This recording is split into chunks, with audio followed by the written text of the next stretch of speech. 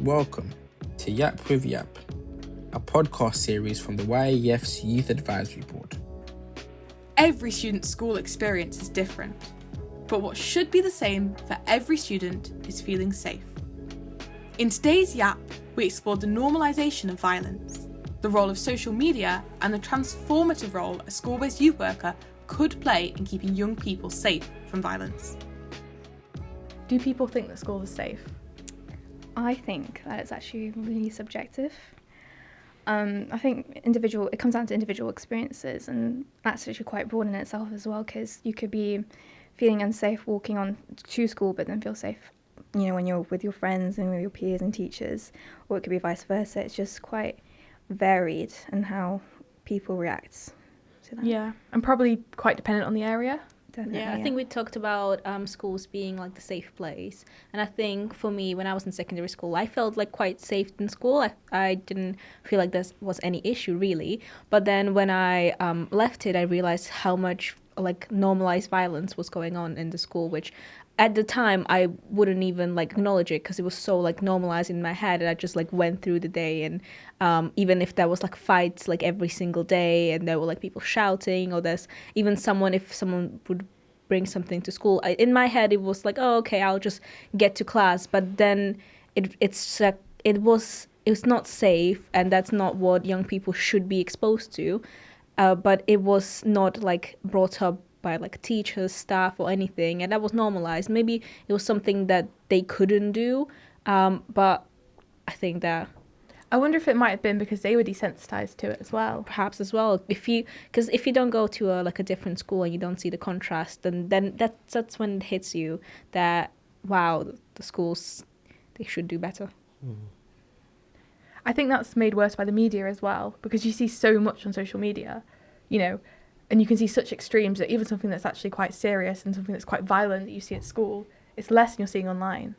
Yeah, I guess the media is there to scare, really. It's very negative.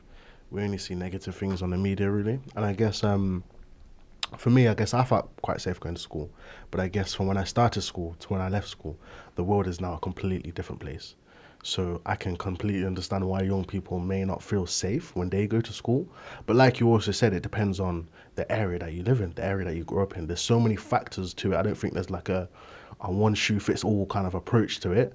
I feel like one person in that school might feel really safe, another person in that school might not. So I guess it's quite a big question, but yeah, that's where my stance is on it. Do you think, and like to anyone, does anyone think that there might be a specific role that could be introduced to any school, or a person or a system that could maybe try and equalise that a little bit? Yeah, I guess youth workers. I think youth workers would be a good approach in schools, because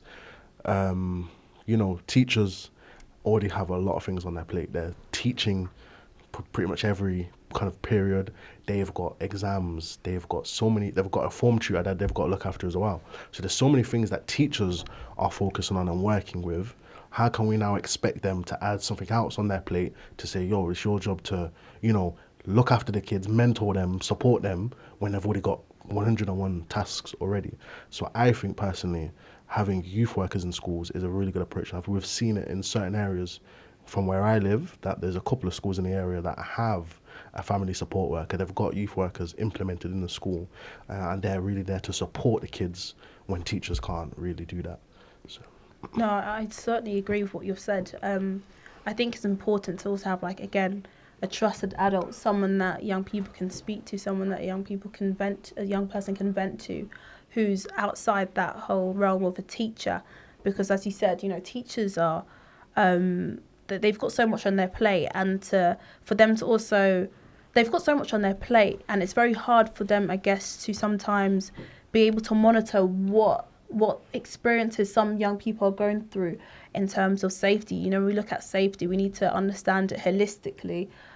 You've got mental well-being, you've also got there's just like, how safe do you feel at school, how teachers engage with students, right?